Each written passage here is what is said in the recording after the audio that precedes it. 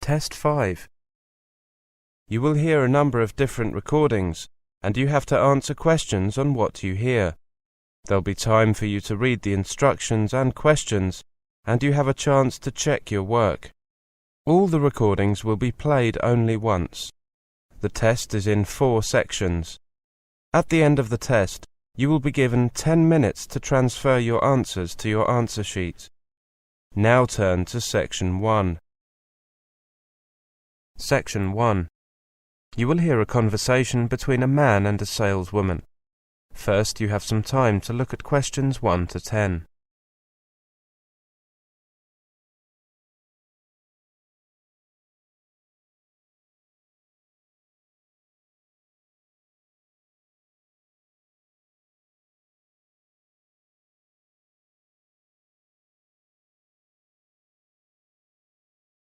Now listen carefully and answer questions 1 to 10. Good morning, sir. How can I help you? I'd like to rent a car, please. Certainly. What kind of car were you thinking of? Oh, a small or medium-sized one. Could you show me a brochure or leaflet with the different available types? Of course. We have one type of small car and 2 types of medium-sized ones. As you can see, the small type is called the Iota, and the medium ones are called the Combi and the Roadster. Thank you. I see the Iota offers 20 miles to the gallon in urban areas. Yes, it's certainly very economical. The Combi is almost as good at 18 miles to the gallon. The Roadster offers 17. Is that right? You're right. Of course, those mileages go up substantially when driving on motorways. Of course. I'll be driving around town. The only time I'll be using a motorway is from here, the airport, to the centre. I see. Well, I'd recommend the small Iota. Parking can be difficult in town, and it's a touch easier with a small vehicle. Yes, of course. Let me just look at prices before making a final decision. I'm here on business and will need the car for 4 days. The daily rate for the Iota is £20 plus tax. The Combi is £25 and the Roadster is £27. Again, those prices are before tax. The tax is 15%, right? Yes, so the total costs are £23, £28.75 and £31.05 per day, respectively. Do those prices include insurance? Yes, they do. However, the insurance only covers one driver, the one who signs the rental agreement. We can cover other drivers for an additional fee. That's okay. I'm here alone. Okay, I'll take the Iota. Oh, what about fuel costs? All of our cars have a full tank when customers take them. If the car is returned with a full tank, there's no additional fee. Otherwise, we have to charge for the tank to be refilled. I see. There's a filling station here at the airport, so I'll take care of that there when I return the car. That's what most of our customers do. Could I take a few details? Then I'll print out 2 copies of the rental agreement for you to sign. I'll need your name and the name of your company first of all. My name is David Brown. That's Brown with an E. My company name is Hectrix Electronics. That's spelt Hectrix. And what is the company's address, please? It's Unit 2, Arlington Close, Battleton, Yorkshire. And the telephone number? 0675 934 888. Will you be using a company credit card or your own one? I have a company credit card. There you are. Thank you. I'll just run this through the machine. Could you enter your PIN, please? Thanks. OK, I've entered the details of the rental, but I've left the rest blank in case there are any extra charges, such as fuel. Right. I should sign here, shouldn't I? Yes, please. Now, let me tell you a few things about the car. There's a first aid kit in the boot. That has to be there by law. There's also a torch in the glove compartment, just in case. Do you have a map of the town? No, I don't.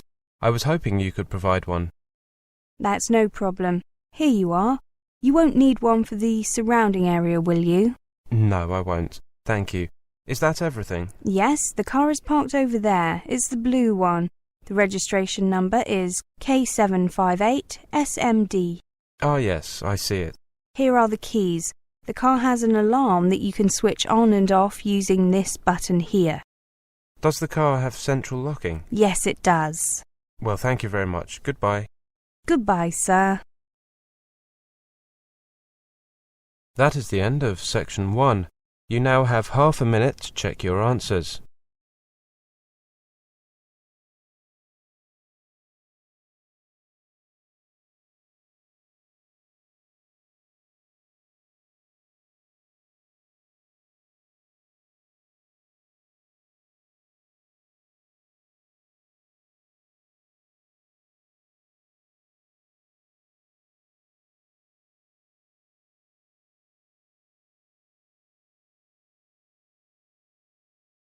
Now turn to section 2.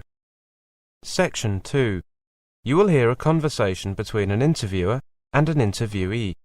First, you have some time to look at questions 11 to 20.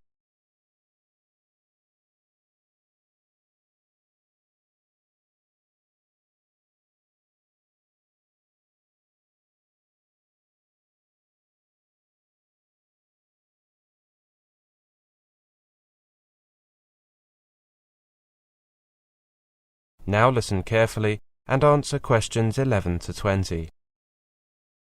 What was your holiday location and how did you hear about it?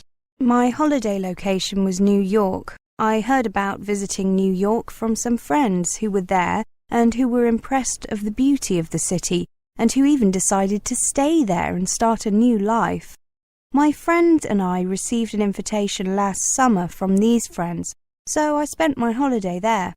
It was the best holiday I've ever been on. So you just went there with one friend, right? Yes, I travelled with my best friend, and it was very exciting because it was the first time either of us had travelled by plane. Our excitement grew higher and higher as we got close to New York.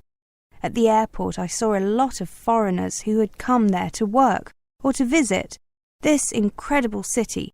And I must say I was amazed by the number of these foreigners.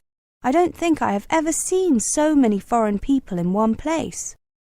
How much time did you spend finding out information about New York and what resources did you use? I gathered the information I needed from my friends who lived there, from the internet, from the brochures that I took from the American Embassy, and of course from the travel agency where I got an idea of the cost of the trip and the flights. We got cheaper tickets by not taking a direct flight. We changed planes in London. Can you tell us the thing you like most in this place? The thing I liked most in New York was definitely the variety of buildings and monuments. I also enjoyed the parks. They were great. New York is a unique city. It's like you are in the middle of the world. It's considered by many to be the economic centre of the world. I also like the people. Some people told me that New Yorkers have a reputation for being unfriendly, but I didn't notice this. Were there any things that you didn't like? I think that the downside of my holiday was that there are crowds on the streets every day, almost all day long. Also, sometimes the bad weather that kept us in the house. How was your accommodation? My friends live in a big flat. My friend and I shared a bedroom, which was very big and comfortable, and most of all, we had the perfect view overlooking the ocean. So I must say that we had all the comfort we needed. They even gave us access to a computer for us to check our email or to play on when we were in the mood and when the weather was bad.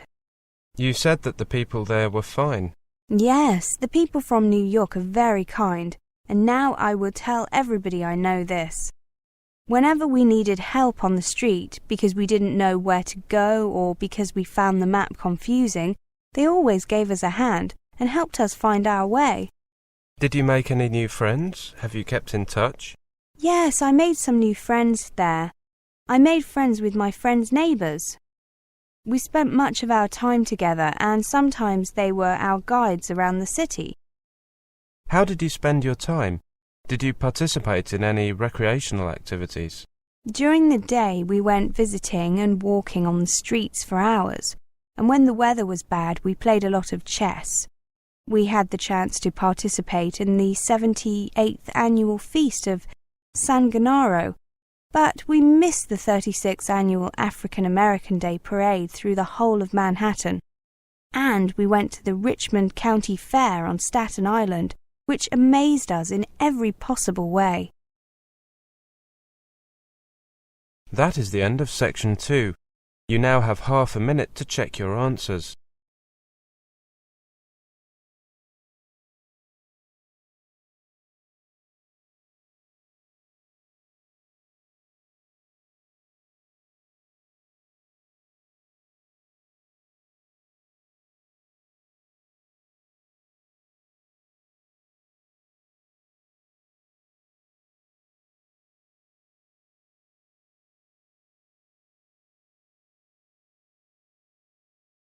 Now turn to section 3. Section 3. You will hear a talk. First you have some time to look at questions 21 to 30.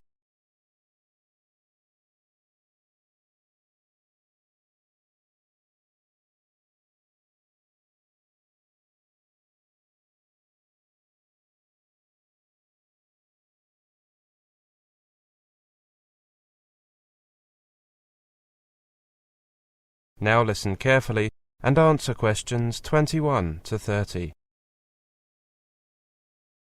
Come in, everyone. The office might be a bit crowded with 4 of us and all these materials. There's coffee over there, help yourselves. Now, we're here to discuss 3 types of learners: kinesthetic, visual, and auditory, and how we can teach each type. I gave each of you one of them to consider. Jack, can we look at yours first, please? You were assigned to kinesthetic learners, weren't you? Yes, I was. The first idea I had was using gestures, particularly finger gestures. Teachers can use them to emphasize stress on certain syllables. They can also use their fingers to write words in the air, spelling out the letters. The second thing is that the teacher can use the board. The teacher can ask students to spell words by going to the board and writing them up. The teacher could also ask students to write a letter each, in order. The teacher could put a poster on the board and students could go to the board with labels and label it as directed by the teacher. Another possibility is to ask students to organize words into categories on the board. Good. The important thing is to keep kinesthetic learners active, moving. Games are good for them. Jack, did you think of any? Yes, Helen. I thought of a couple. One is like charades. Divide the students into 2 or 3 teams. Give the students on one team some words and ask them to act them out. For example, if the word is cold, a student might shiver. The other teams have to guess the words. Good idea. Simple but effective. Well done. Tina? Well, I was asked to think about teaching visual learners. Flashcards are good in my opinion. The students can guess words from seeing part of the flashcard, which can be a word or a picture. Or the teacher can show students the flashcards very quickly. Maybe that's how flashcards got their name. Flashcards can also have different background colours depending on which part of speech they are. Noun, verb, adjective, adverb, etc. Students could also learn from their peers by highlighting words they don't know, in a text for example, then helping each other with unknown words. I know a good game for visual learners. Make a set of cards, half with words on and half with pictures. The cards are face down and students can turn over 2 at a time. If the word and picture match, they keep the cards. If they don't, they turn them face down again and the next student tries. Great idea. Visual learners are often good at categorizing words.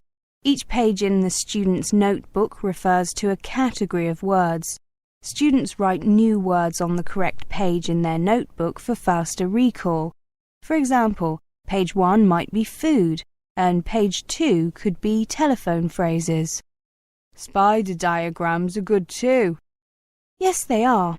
Helen, You were assigned auditory learners. OK, I had these ideas for teaching auditory learners. First, they could listen to a dictation and draw what they hear. For example, students listen to the teacher describing items of furniture and then draw them in the appropriate rooms of the house. Or the teacher could describe a picture. After the description, the teacher and students can see whose picture was closest to the original. Flashcards can also be used. Each student gets a flashcard and they hold up their card when they hear that word or phrase in a song, poem or story.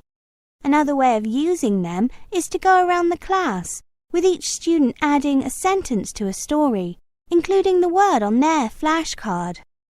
Auditory learners can also learn using songs and music. Any suggestions? The teacher could give the students a text of a song, the lyrics with some words replaced by a rhyming word. Students then listen to the song and make corrections. That's a really good idea. Perfect for auditory learners. Well, thank you for your suggestions. I have a few other ideas you might consider. That is the end of section 3. You now have half a minute to check your answers.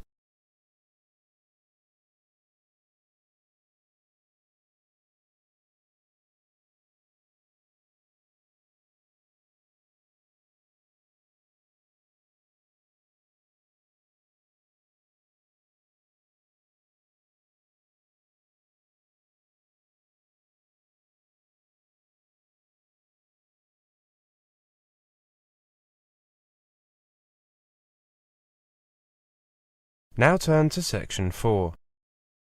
Section 4. You will hear a lecture on note-taking. First, you have some time to look at questions 31 to 40.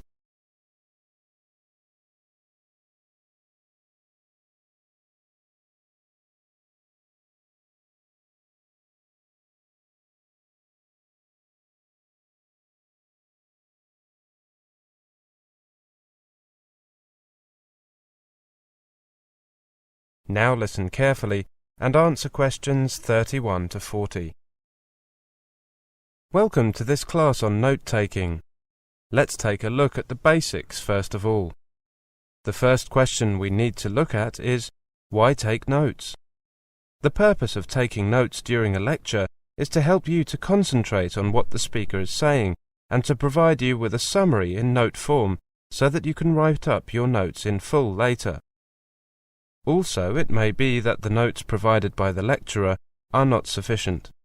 The lecturer may add new information during the lecture, and your own notes will be needed to provide you with a complete record of the lecture.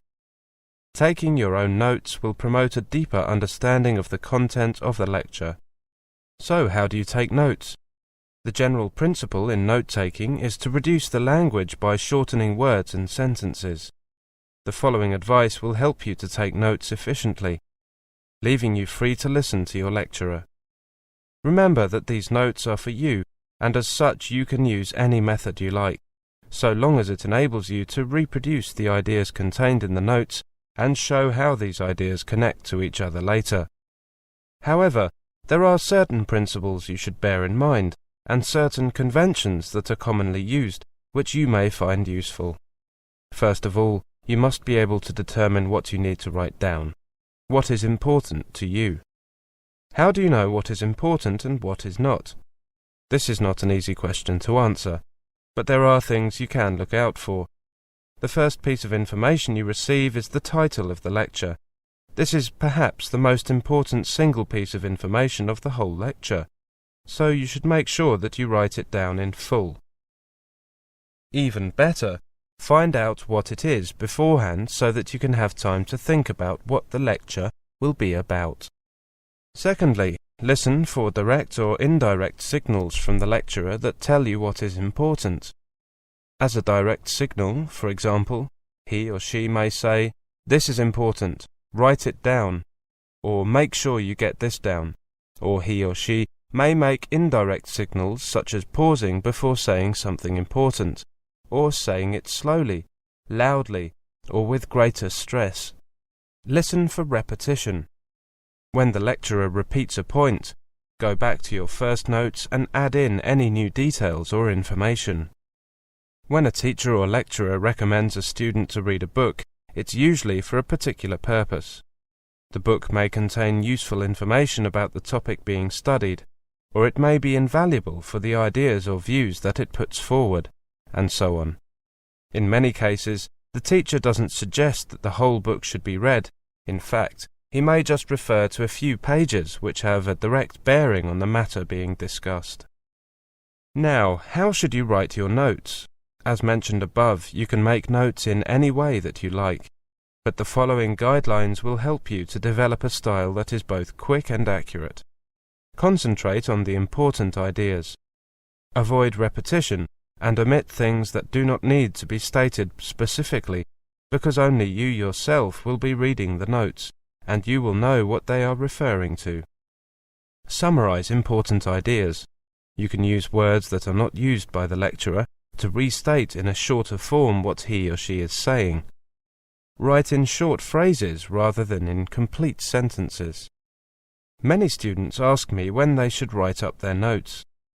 You might not have time to note down everything you want during the lecture itself, so you must rewrite them as soon as possible, so that you minimize the risk of forgetting something. Finally, you should decide on a personal note-taking style, and be willing to adapt according to whom you are listening. For more practice in note-taking, take a look at these books which can be found in the resource room. Study Listening by Tony Lynch, particularly Units 6 and 12. Then there's Learning to Study English by Brian Heaton and Don Dunmore, especially Units 5 and 10. The first one is published by Cambridge University Press, and the second one is published by Oxford University Press. That is the end of Section 4. You now have half a minute to check your answers.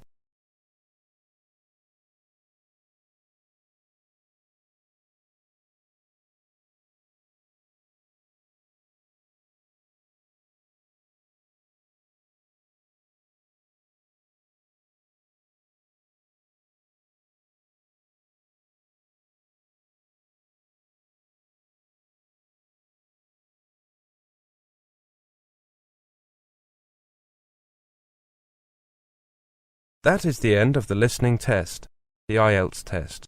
You now have 10 minutes to transfer your answers to the listening answer sheet.